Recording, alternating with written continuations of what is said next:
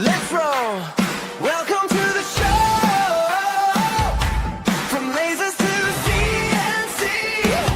What a journey, let's go.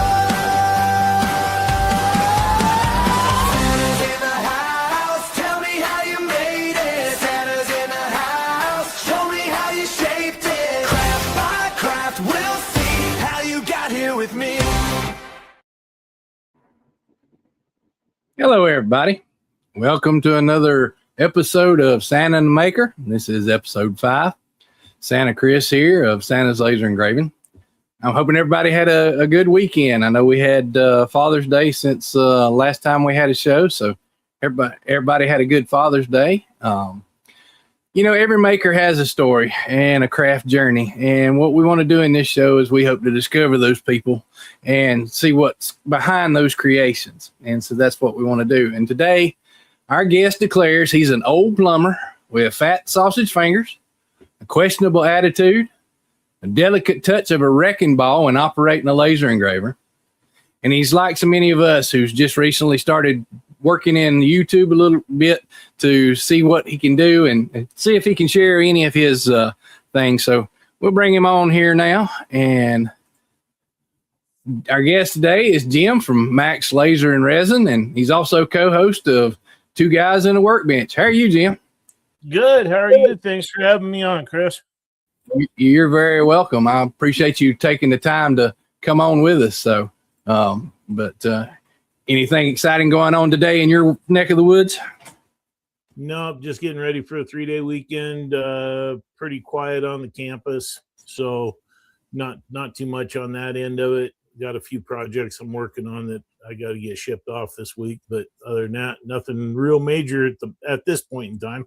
Oh, good. I'm glad to see. So, and everybody that's on chat, we appreciate you guys coming in and seeing about Jim's journey through where he's at today and how he got there. So we'll start like we always do. Jim, where were you actually born at?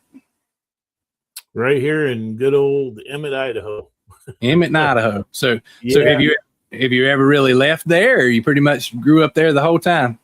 Yeah, back in the 70s when work got really, really rough, my dad loaded us all up and we kind of went toward the east,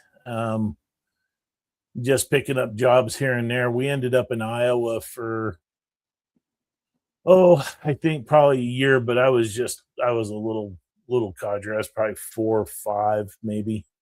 Right. But we ended up working on a pig farm back there for about a year, and then started making our way back. So what were your parents like when you were young? I mean, what did they do and that kind of thing? Well, my dad drove truck for a little bit, but he worked down here at the mill. We had a big Boise Cascade mill. He worked in the mill, had a really bad accident, stepped on a floor saw and cut his foot in half. Then he went over to the plywood plant, and that's where he finished out his career, was over there. And then my mom just stayed home and took care of the house and raised me and my brother. So just the two of you then. Are you the oldest or? Yes. Are you? So Yep, I'm the oldest. so when you were a kid, were you one of the ones that would take things apart, or did this come later on? I was never much about taking things apart. I was pretty busy doing other things. Yeah. I liked going out shooting and fishing, and didn't really take too many things apart, because if I did, usually it followed up with a whooping. So never put it back together. Oh, whoopings. Oh, those are fun back in the day. So Right. Santa's had one or two of those as well. So, but I heard you one time before in one of your shows talking about that your dad was a pretty good size influence on you. So can you talk a little bit about that? And you also said something about how cool he was as well. I don't remember that, but Yeah, my dad was an influence in a way of, gosh, how do I put this gently? That I Okay. didn't want to be, that I didn't want to be like. Right. I got you. Right. Okay. Um, he was raised by that father of the 20s, 30s, right? So it was no love, no affection, nothing like that. And it Right. was get her done, right? Yeah. So, I was expected to do a lot of stuff starting about 6 years old. So, So, splitting wood, stacking wood, chores. yeah. I'm gathering that. Yeah, I did get my work ethic from him because it was, that's what we did. We worked. Yeah. When I got old enough, if I wanted something, um, he told me there's plenty of guys out here, go to work. And so, I worked in the orchards. I worked the hay fields when I got old enough. Drove hay tractor. Then I started bucking hay, and so I've always had a good work ethic. Yeah.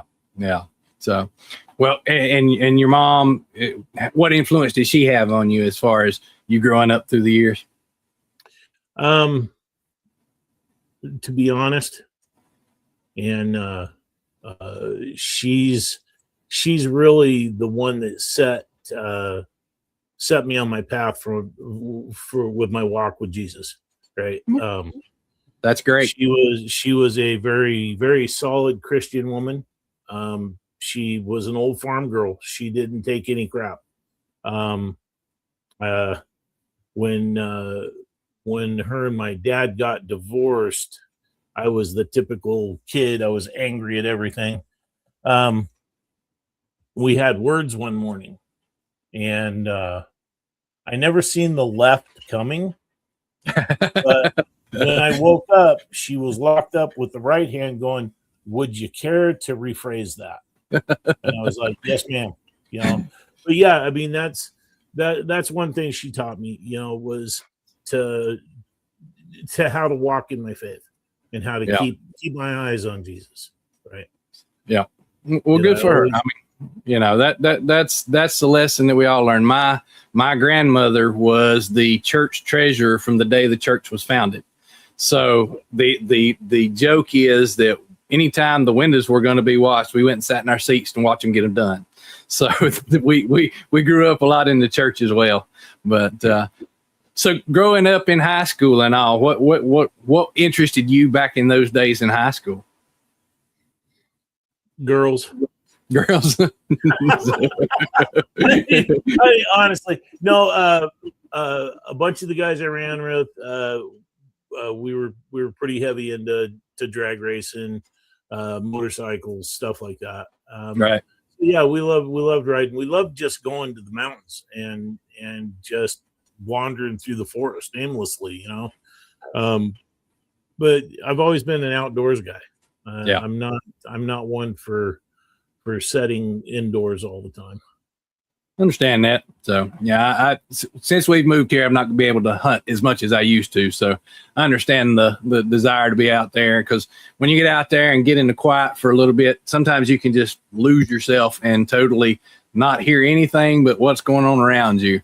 And that's sometimes it's most peaceful. And I think that's why a lot of us, probably people on here and others, get into our shops and stuff too, because we can just relax and that's how you think about it's that one thing, and you're not got all the things of everyday life going on necessarily. So, but so did you go on to college, or did you go in the military or anything like that at the time?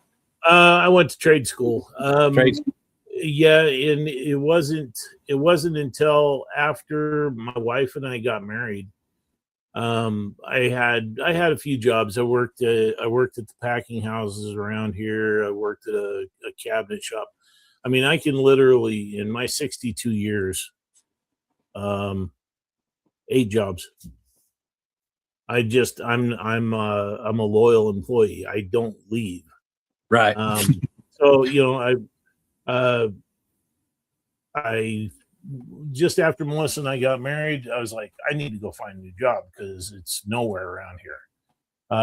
So come across a plumbing shop and went in, put my application in, and Melissa goes, "You gonna be a plumber?" Yeah, why not? You know, what the heck? It's a job. Got a phone call before I got home, and been doing that for 30 plus years. So there was no desire to be a plumber. You were just trying to find a job at that time. I just needed a job because I just got married, you know, so I've got somebody that's dependent on me to, you know, pay bills and put food on the table. So well, and it seems like it's worked out for you for that amount of time to be there, though. I'm sure, just like any construction job at all, you've got the headaches that you had over the years. But did you ultimately enjoy being the plumber? And yeah. I mean, I started off on a commercial job, just being a grunt, just packing pipe and fittings, you know. Then, you know, started getting more into the piping and stuff. Got an opportunity to go from the commercial side into the residential side. Within 6 months of being in the residential side, I was running my own truck, my own crew, doing multi-million-dollar homes. Had several contractors that would call for scheduling and go, "We want Jim." Well, he's not going to be available. Well, we'll set the schedule accordingly, right? Then I got out of that. I wanted to get more back into the commercial end, and jumped back into that. Did some bigger buildings. I like to say my forte was doing dental offices. I've probably done 40. I got to the point where my contractors would just say, "Here, you draw out med gas where it's supposed to go." And yeah, and then I ended up being field superintendent. And one time I had 120 plumbers underneath me and responsible for well over $10 million worth of work at one time. very well done. Very well done. So, well, since you were the plumber all those years, how did you start down this path that we're all in now? As far as what was your first craft? What made you decide? Well, I'm going to try this first. Well, you know, I really didn't have any hobbies going into it. I ended up with congestive heart failure when I was 48, and I ended up getting open heart surgery. And I said, I can't go back into plumbing. It's killing me. The stress that I was under 90% of the time is basically how I ended up where I did.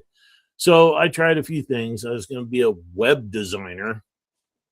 Yeah, you know, when you're not computer literate, that doesn't work so well. Yeah. You want to read the description under what that means first before you decide to go. Oh, you make these little pages with pictures. Perfect. I can do. No, can't do that. Right. I did end up making a few websites, but you know, nothing major. You know, of course, like the rest of us, you know, you get hooked up on the YouTubes, and I came across this old salty feller down there in Louisiana, and he was playing with this thing that made this blue light, and it did pictures on wood. And I started watching these videos from Rich, and I was like, yeah, I want to do that. Yeah. And so I told my kids that year, I said, look, I don't want gifts. I want money. And they were like, uh-oh, what are you doing, Dad? And I said, I want to buy a laser. And they were like, okay. And so, you know, it's still hanging right there. My very first one. Right. A little O-Tour, right? A little 5.5 watt. Started goofing around with it, and what were you just playing with it to begin with, just to see what you could do with it, or did you have something specific you wanted to do to start with? Nope. I was lasering everything. I would walk into the kitchen to grab a wooden spoon, and my wife would go, "What are you doing?" "Oh, I'm gonna. No, you're not. You'll go to the dollar store. You get spoons there. You leave my stuff alone, right?" So no, it just, the more I got into it, the more it intrigued me of different things I could do. Yeah. And so I, like anybody when they first start out, what do? Ornaments and earrings. Well, I made ornaments. I had more orders for ornaments and earrings that I was like, what the heck? What's going on here? So the first 6 months I had this one, I made the money back on it, plus money to do the upgrade to the bigger O-Tour. And yeah, it's just grown from there. And Yeah. I'm like the rest of you guys. I don't do just one thing with the laser. I think that's boring when these things are such awesome tools. Right. You know, I try to learn how to do all of it. And I wish I was retired to where I could really dump some time into it. But yeah, I love doing the wood stuff. I love doing the cutting boards, you know, for weddings or whatever. Yeah. I just, you know, I like it. I like it when somebody comes and says, "Hey, I need this," and I do it, and I look at it, and I'm like, "It's okay." But the customer shows up, and they're just, you know, they got tears, and they're like, "That is absolutely gorgeous." Yeah. Yeah.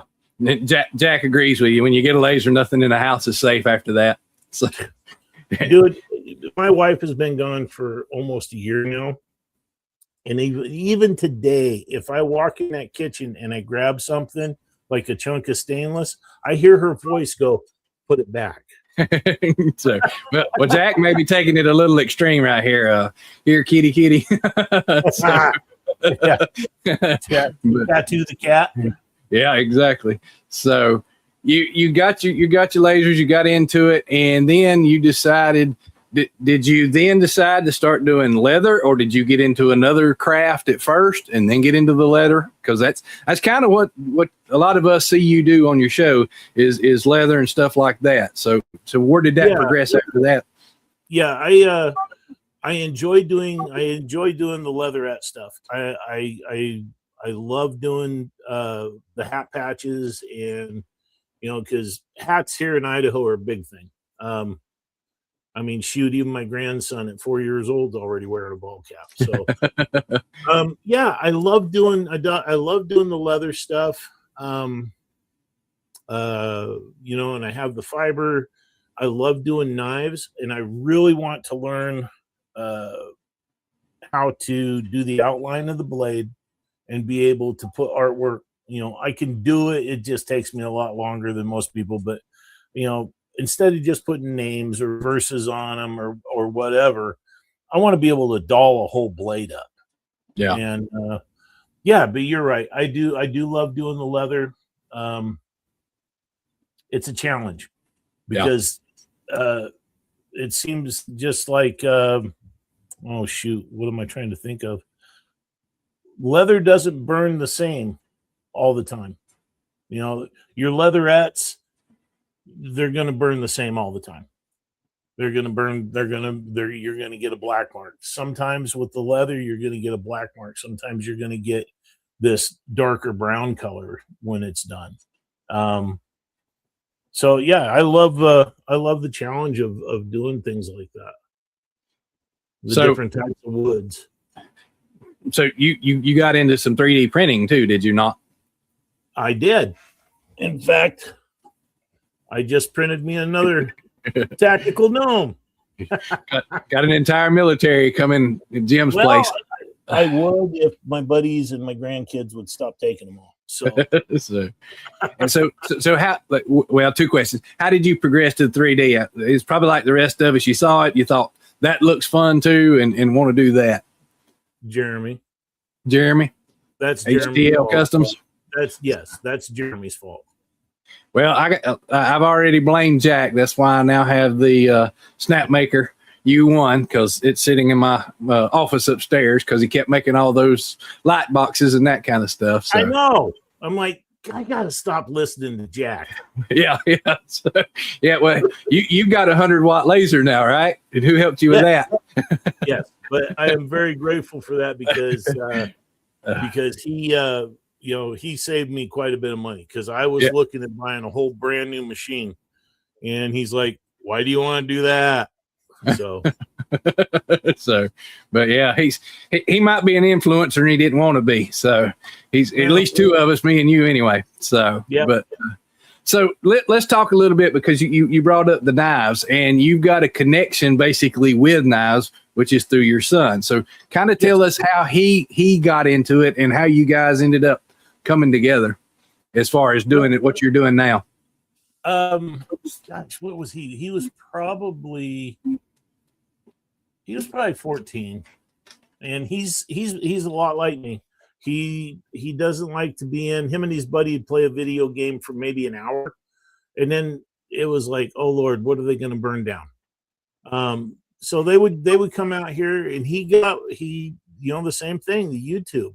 And he's an outdoors guy. I mean, he loves to hunt, he loves to fish, and he's like, I'm going to make my own knife. And I said, well, get after it. I've never told him no on any of that. And he's been doing that since he's 14. He's, oh gosh, what is he, 30 now? Probably I'm off on that one, but I think he's a little older. But he has honed his craft to where he makes some of the most beautiful functioning knives that I've seen. They're not fancy, but these things work. They're tough. They hold an edge very, very well. But he was like, Dad, I need to be able to put a maker mark on these things. I'm like, right there. Yeah. Right there. So with the little 20 watt, he brought me over some hardened steel stuff, some stuff that he'd already quenched. And I sat out here and I dug and I dug and I dug and I finally come up with it. And I said, I've got it. I've got your setting. So he would bring me over a pile of knives. We'll set out here in the shop. We'll yap. I'll burn these knives. He's like, Dad, can you teach me how to run the fiber just in case you're not here and I need to get one done? Like, absolutely. So I taught him how to run the fiber, showed him where his settings were at, showed him how to adjust things. And he's come over and burning his own maker mark on. So, but yeah, I've never told him it was a silly idea or anything. I just, he's like a little pit bull. He gets his mind made up on something and he just goes. And he pays attention. I mean, even for his ADD, like I always tell him he's got, because we're both the same way. You get going on something and go, oh, squirrel, Yeah. But no, he's doing really well. I think this year he has sent. He's got knives in New York, Pennsylvania. I think he has one in Maine. He's got a couple in Utah. He's got some in Georgia, Texas, and of course all over around here. So right. Yeah. So it was just natural progression as far as him starting out with that and then moving over and finding out, hey, my dad will be able to do this. So that's great. Yeah. I'm glad to see that. And some of the knives that you've shown are absolutely gorgeous. Oh, they're yeah. And I'll build boxes like if he does, because TikTok doesn't like the word raffle, they call them waffles.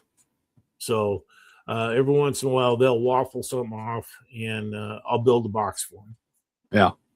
So I just saw here that wrong one. Still learning this thing here. Let's get over here to the comments. That we got Greg's an hour drive before he can get to his shop. So be careful, Greg. Drive faster, Greg. Yeah. Think you can make it in 55 minutes. That's Prove right. me wrong. So you got into the crafts and you've enjoyed those now. and you decide one day that maybe you want to do YouTube. How did that start about? Oh, you're all going under the bus now. Okay. So it was you, it was Jack, it was Jeremy, it was Rich. You all said make a YouTube channel, and I'm like, what? What do I need one of those for? I come on here with you guys, Right. So yeah, I mean, I guess it's a good idea. I don't know. Well, let me ask it this way then. What would you like to do with your YouTube channel? Of course, you like talking to us, that you mentioned, and others as well. But what do you see yourself doing with it if you really get into it and get it rolling? I don't know. I think I would like to do basics. I would like to do the basic videos. Right. Sorry, Jeremy. Jeremy had an issue with doing line after fill, and he couldn't quite get it to balance out with how it was supposed to function to make the letters pop more. Mm-hmm. And I've had that down for a long time, and I would like to go back and when I start doing videos and do some of the basic stuff and just kind of show how I set things up, and doing the line after fill on wood, because if you do it right, man, it just makes those letters just pop, or the artwork just pop right off the wood. Mm-hmm. And I want to make sure I want to help people be able to do the same thing, and even better. I mean, if they can do it better than me, great, good on you. Yeah. Greg, he has mentioned several times he struggles with tumblers. Between Rich and Leo, they've taught me a couple of tricks, and I've got my tumblers pretty well dialed in. Mm-hmm. And I would love to be able to do stuff like that. And and then when I progress and get more efficient on the big boy back there, I would like to do some basic stuff, because I think a lot of people forget that there's still a ton of new folks coming on, and when they're watching somebody, I think that the guys that have been doing it for a long time have forgot that there is new people. Yeah. And so they're talking way up here, and all we're doing is we're losing these new people. And I want to be that guy that does just the basic stuff, because I'm no more a computer guy than the man on the moon, where you and Jack are, you guys are miles ahead of me on computer stuff. But I just want to be that guy that, helps people out. That's why Jeremy and I started our channels, because we just want to help people. The one thing I tell people, I don't care, everybody knows it's on the chat, and you as well, that my background's, I'm a draftsman by trade. That's what I am. I'm a senior draftsman. I've been working in engineering years, but there is 50 different ways to do the same thing. And I can teach you the way I learned, and then turn around and you can teach somebody the way that you learned. Yep. Even though you've got it from me, you still have to learn how to do it on your own. It was the same way that I was when I was in the fire service. The one thing about being in the fire department is we get our training based off of first in class, but then you go out and you physically do it. Well, when you go out and physically do it, it's usually when you find all the different ways to do things. Yeah. And the other thing about lasers and most of these machines, they are not all built exactly the same. Nope. So while you see all these people talk about new setting, what's your setting on this? Well, that is just a starting point. I can't tell you what your setting is going to be. Nope. And so doing what you're talking about doing is great for the new people coming in. Because how many times do you see somebody get on, I got a new so-and-so laser. I don't know anything about it. And they ask for settings, and then you tell them what their settings was, and it doesn't look right, it doesn't look good. Well, you have to understand your machine's going to be different. You have to play with it after that. So, but the basics are a great thing. Yeah, it's the thing that really throws me is the groups. You get somebody on there, and you know how else are you supposed to ask the question? Hey, do Yeah. you guys have a setting?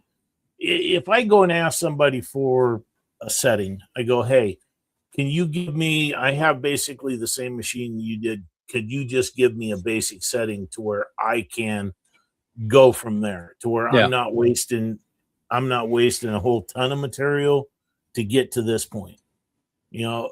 And then the thing that really irks me to no end is there's always that one guy that has to belittle that person for asking for a setting, Right. and that just Yeah. sets me off. And I hate to say it this way, but I see that a lot in the 3D side.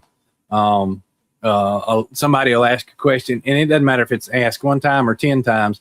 It's always, well, figure it out, or well, they came for help. There was a reason they came for help. So Yeah.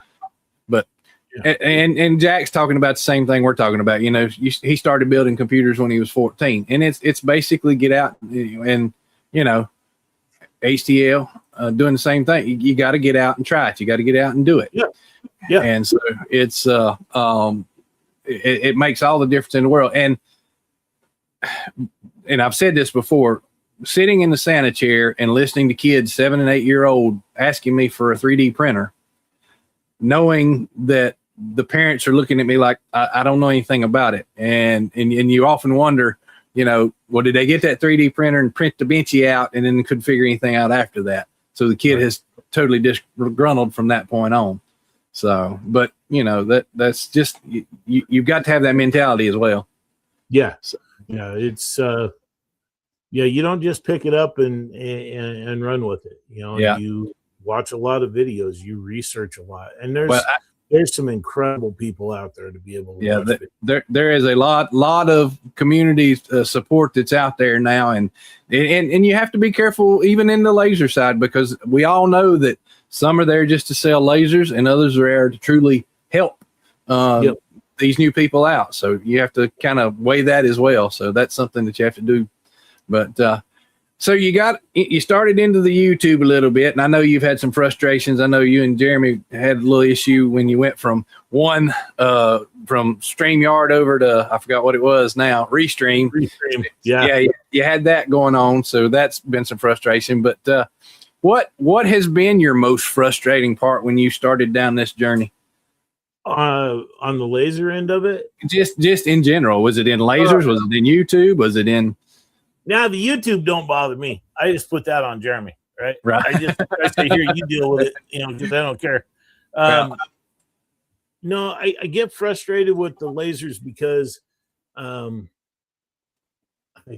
just don't have the mental aptitude for fixed electronic stuff.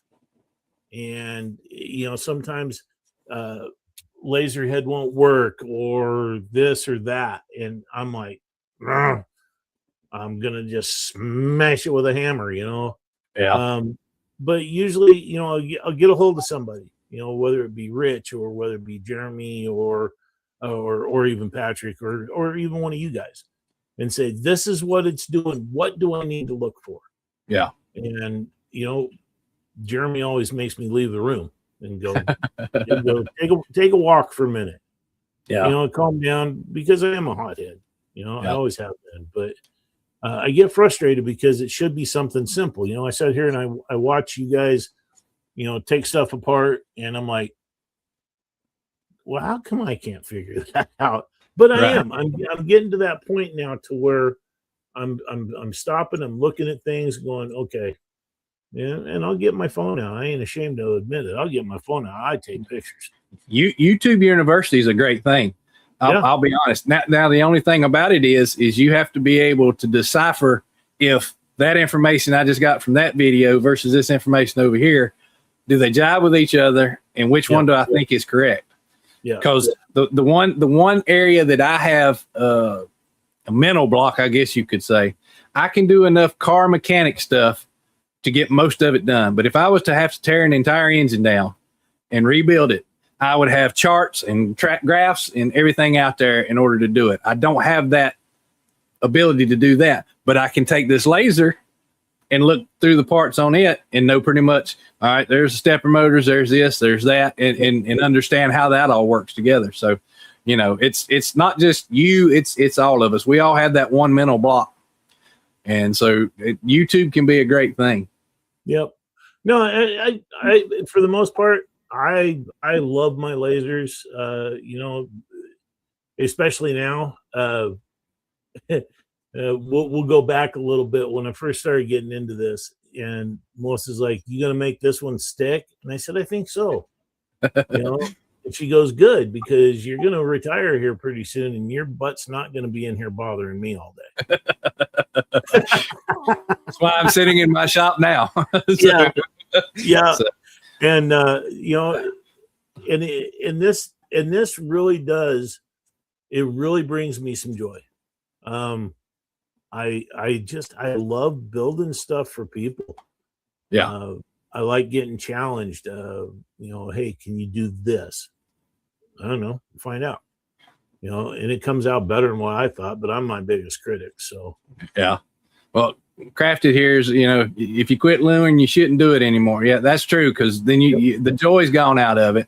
And then Jack disputes what you're saying. He says he's finding it hard to believe, Jim. He said you've built a fiber laser. So he says you can be taught and you can learn. So there's that. So. Old dog. So that you've talked about your most frustrating. So what's been your most rewarding part of what you've learned so far? Oh boy, there's so many things. I guess you know, going back to the tumblers. I love how my tumblers are coming out now. I didn't really like it before because I ran too slow and, you know, kind of burned the paint back on. But I've learned over trial and error of how fast to go, where to have my power set and all that. I've even learned how to put black on the lighter colors instead of trying to etch down to the silver.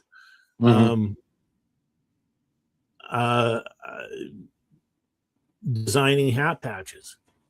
You know, I've never thought of myself being a designer of anything, right? I mean, I can draw stick people, but you know, I love designing the hat patches. I've got those to where those things are pretty dialed in. I mean, one of my hats, I give it to a 4-year-old because I knew that would be a really good test for if I have my settings right. Yeah, if it was going to stay on there. Come off. It hasn't peeled a corner one. I love being able. I guess my biggest is I'll get that customer that wants to do something very special for somebody in their life, like for a wedding, and you know, they can't go to another maker around here and get it for what I'm going to give it to them for. I look at the situation, I read their heart, and I'm like, okay, you know, I've got a cutting board. I'll do this. This is how I do it. You tell me what you want on it, and I build it for them. And you know, they're extremely happy with the price, but they were able to give a really nice gift. And to be part of that, whether I make $50 or whether I make 10, you know, I made that person happy. Yeah. What is your project that nearly defeated you or has defeated you so far? Is there something that you just can't seem to we were talking a little while ago, then I'm having the brass coins are the ones that I struggle with. What is it that you really struggled with, or do you not struggle with anything? Oh no, I struggle all the time. You can ask Jeremy. The latest one was I did 104 wood medals for a big race down in Zion, Utah, and trying to trying to communicate with my customer clear down the bottom part of the state through email or through telephone calls. That was the most frustrating part. I mean, I love being able to do this, and I offer that to my customers now. Say, hey, we can jump on with a camera. I can show you my screen of what I'm doing, and we can go back and forth right there. And that was probably that's been the worst one. Yeah.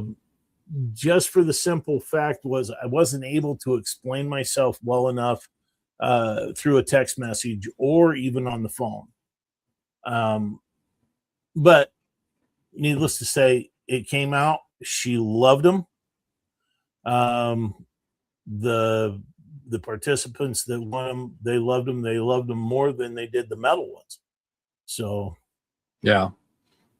So, going back just a few minutes ago, you were talking about, that you didn't, compared to my background and that kind of stuff, drafting, drawing, and that kind of thing. How did you end up getting to where you were proficient enough to do that? I'm bullheaded. Okay. So, I'm just bullheaded, right? There's been a few phone conversations with Rich. Say, Rich, I'm struggling with this, and da da da da. And he'd be like, fine, let's get on video real quick. And once somebody that's like yourself or like Rich that are really efficient in through the computer stuff, he has a way of explaining something to me because my brain goes 900 miles an hour, but it doesn't track with anything. yeah. But he has a way of explaining things to where I'm like, oh, got it. And I'm not afraid to try stuff. Yeah. And like you said, YouTube University, I have several diplomas. Yeah. So, Well, if you do these in any length of time, you're going to have help from somebody for something. yes. Because like we were talking a while ago as well, there's no one setting. If there was, everybody could do it. We could all make the exact same thing. It would all look exactly the same. And so that's to me, honestly, with my brain and engineering, it's the figuring it out. That's what I enjoy the very most is I've got a problem here in front of me and I'll figure these brass coins out at some point, but taking and going, okay, that didn't work. Okay. That's even worse, and just constantly going back and trying to figure out where are we at on this. So that's what I enjoy doing the most. Yeah. So yeah, I do too. What do you enjoy when you're not out in your shop and all that? I know your grandkids, you like doing that, and you talked about hunting and fishing before. Is anything else that you like to get out and do other than those? Yeah, I used to have a motorcycle. I used to love to go and just hop on it and just cruise the valley. My valley, you can do the whole loop in probably about an hour, right? But it's up against the foothills, and it's the orchards down through the fields and stuff now. I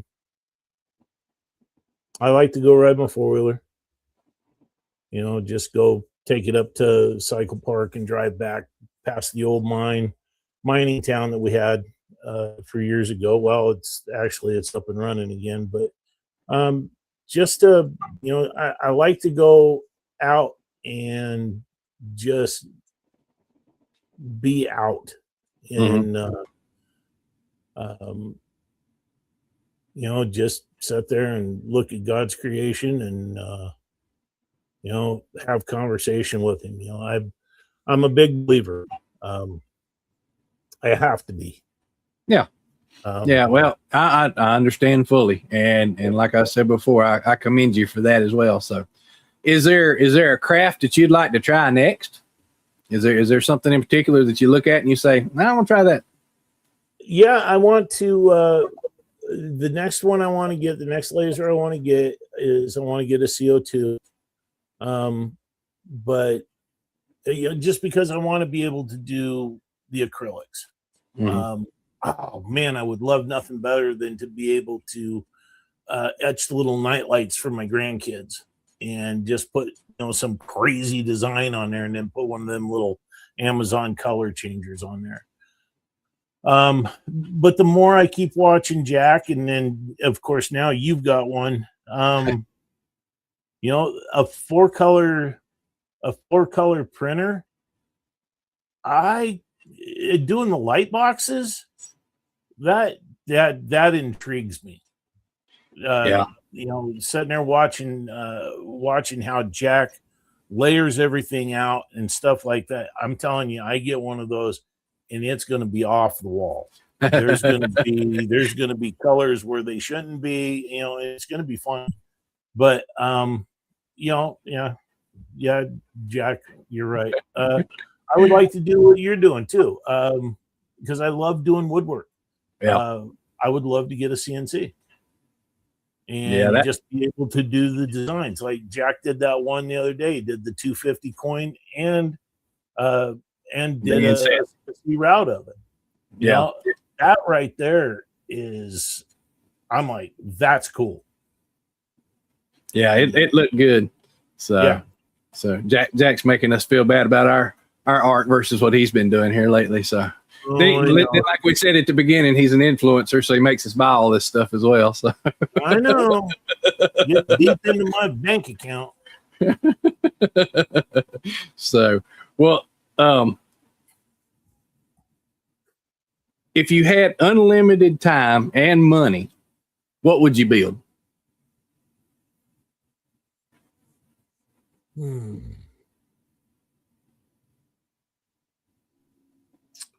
I think I would build a more efficient shop area.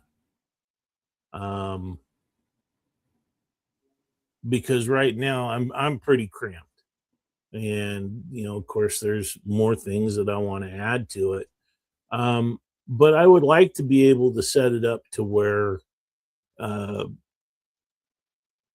say I get a younger person that wants to learn about lasers, or they want to mess around with a 3D printer, or they want to mess around with a fiber laser. I'm not opposed to that. Yeah. So basically have something like a demo area for them to come in and try if they want to. Yeah. Spaceballs helmet. So, Jeremy's having fun today, apparently. So, yeah, he told me he was going to be in here being all rowdy.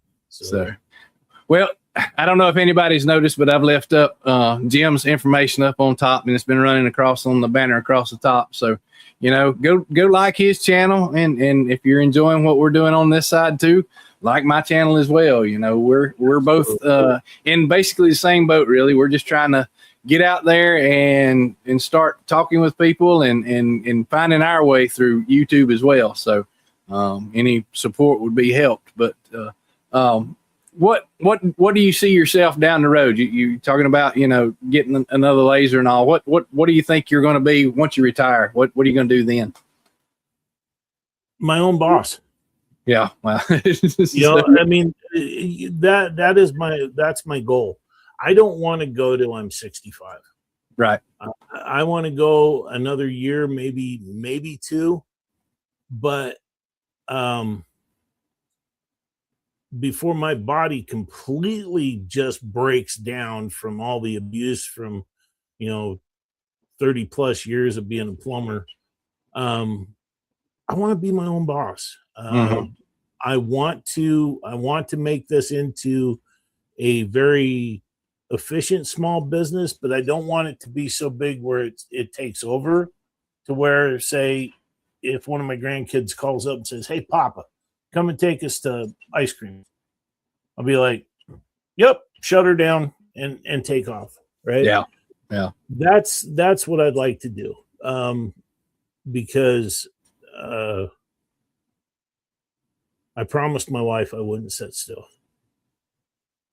Well, if you stay still, what happens? You die.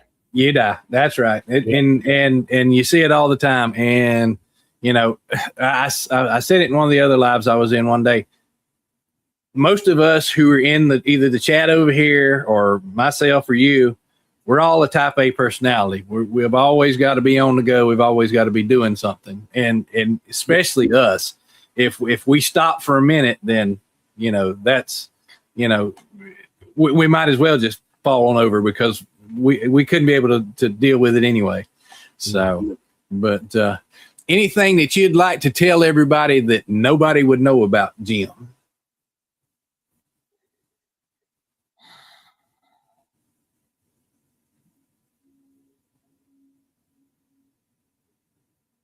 I'm not as gruff as what everybody thinks. I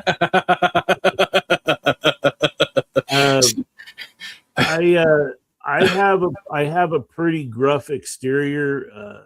My son-in-law's told me years ago that I'm very unapproachable. Right. It's not true, right? My brain is always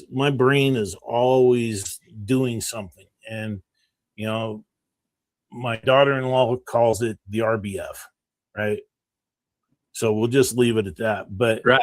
Most of the time, I don't even pay attention to what's going on around me. I'm already thinking, I'm going, okay, well, I got to do this. Oh, wait, what about this? Or, you know, just all the stuff. God has given me an ability to reach back into my past and be able to help people. Right. You know, and that's what I tell these guys in the chat.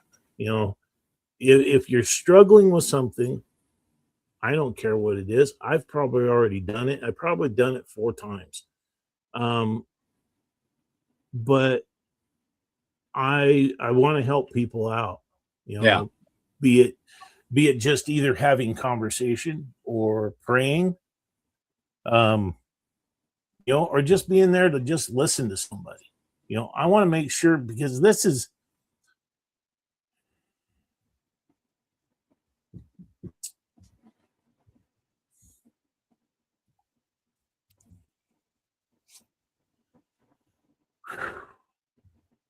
it's perfectly fine. We all understand. And I'll bring it back up. Greg says you have a big heart, and Jeremy agrees. So we all understand. You want to take and give what your gift is to others so that they will be able to go and do what you've done. So we totally understand. Yeah. So yeah, my wife was a prayer warrior, but she was always available. Yeah. And that's why I never wanted her to work. I'm always been the breadwinner. I've always been the one to work because I knew what my wife's calling was.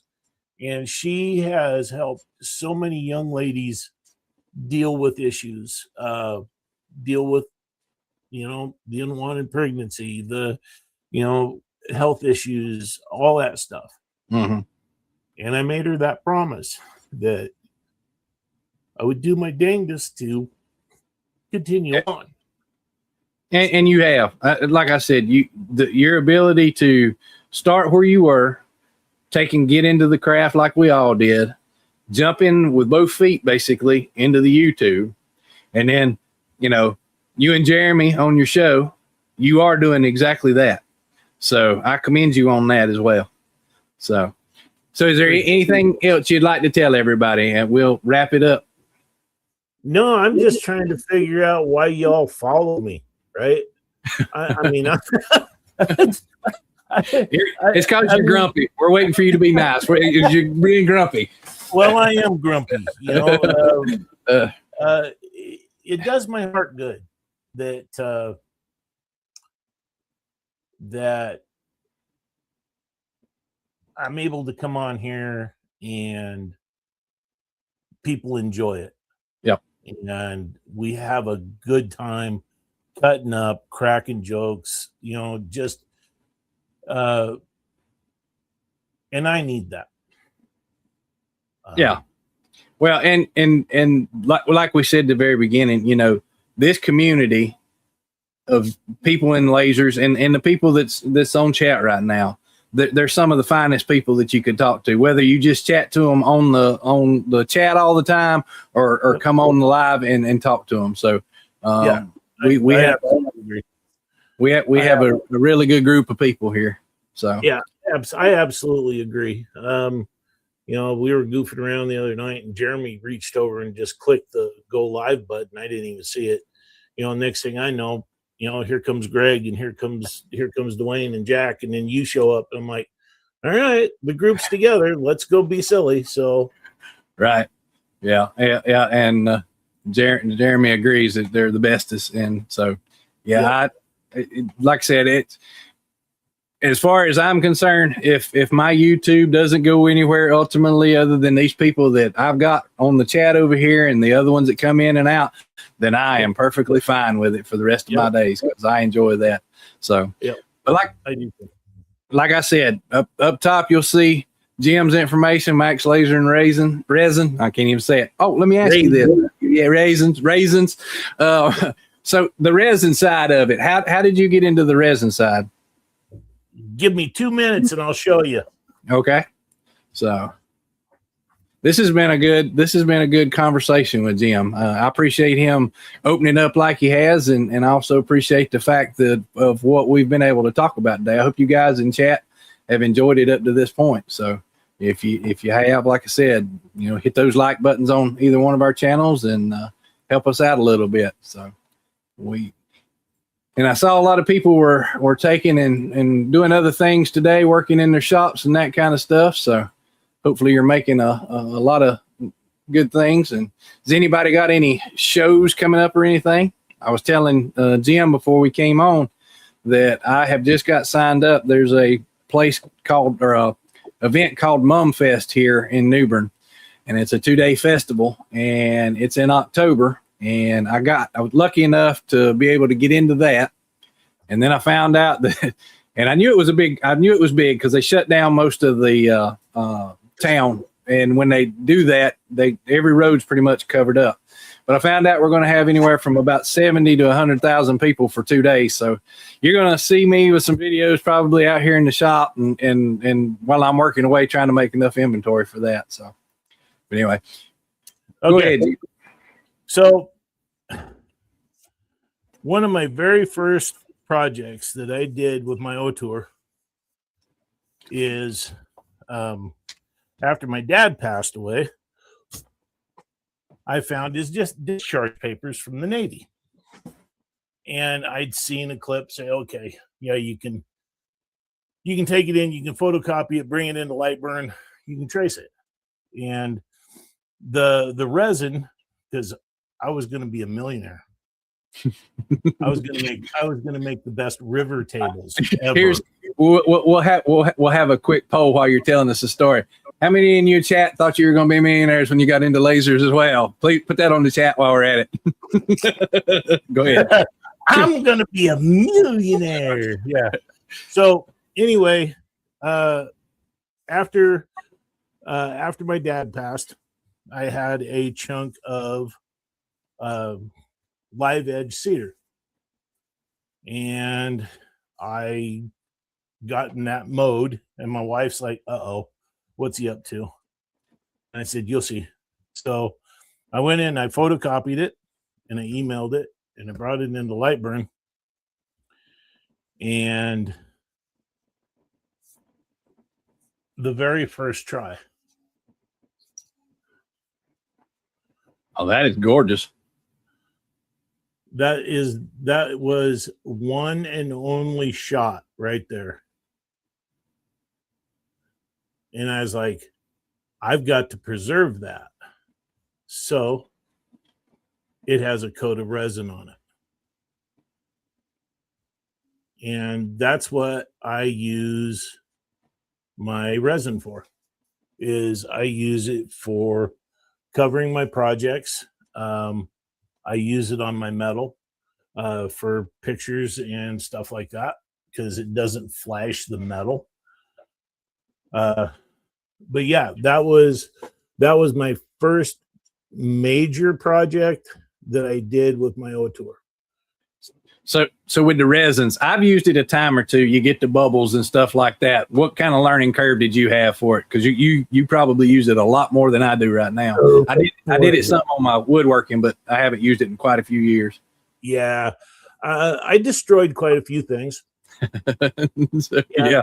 Mixed it wrong, or you catch a video and you don't watch the whole thing. Say, oh, if it's cool, just go ahead and heat your resin up. Okay, so I heated my resin up just a little bit, so I thought, and I was making these little art thingies with jagged wood and painted them, and I poured it in. I stepped outside and came back in, and I was looking at it, and I see these cracks, and I reached down to grab it, and that resin was so hot that I couldn't touch it. So I was like, oh, don't heat it. Yeah. Just keep it at 65 degrees and you'll be fine. Yeah, I mean, I lost a lot of projects because I use a 1-to-1 resin. And if you don't have the right temperature, your bubbles they'll stay. They don't come out. So like with wood, I'll always mix a small batch and then I brush it on. And then after I get it brushed on, just take a torch and just go across. And that way, if there's any of the little surface bubbles in there, they'll flatten them out. Yep. You let that set, and then you pour your top coat on, and you won't have hardly any bubbles at all. Yeah. So, yeah. Well, you're showing that of his discharge papers and all. When my dad passed away, that's when I was into woodworking in general, and I built his urn, and it was really probably the reason that sparked my interest, even though I didn't do it for several years, to get back into these kind of machines. Because I had a guy that was in the woodworking club with us that had a CNC machine. And so he CNC'd his name and the dates and all that stuff on the top of it. And then I made it out of mahogany, and then I made an inset, and then turned around and I got a Marine Corps emblem, a metal emblem, and stuck it in the center of that. And so that was his urn that I made. But yeah, that was probably, now that I think about it, that's probably where my interest in the machines again started from. I mean, I'd had it back in college, but then to come back and do it again. So, well, Jim, I appreciate you very, very much coming on. I appreciate you, talking with us, telling us about your life, and also your religion on top of that. It was great to hear, and I wish you the best of luck as you keep on going through your YouTube journey. Like I said, there's a lot of guys here that support you, and so I appreciate you coming on. And with that, I guess we'll call it a day. But like I said, we've got the next one coming up in 2 more weeks. So if you get a chance, come out and watch that one as well. I don't remember who's on the next one yet. I'll have to look and see for sure. But I've been very lucky so far. But like Crafted said here, if you would smash that like button for either Jim or me or both of us, whichever, because we sure would appreciate it. And or you can crack me. I don't care. Yeah. So, but everybody have a wonderful evening, and thank you, Jim, for coming on. Chris, I really appreciate it. I watched I watched the last 2, and I was talking with Jeremy one night, and I said, "What's Chris thinking?" Yeah. I said, "These 2 people that he's had on here are absolute mind-melting brainiacs." And I said, he wants to bring an old fat plumber on. I'm like, no, comic relief, I guess. But no, I appreciate it. It's a good thing. I enjoy this.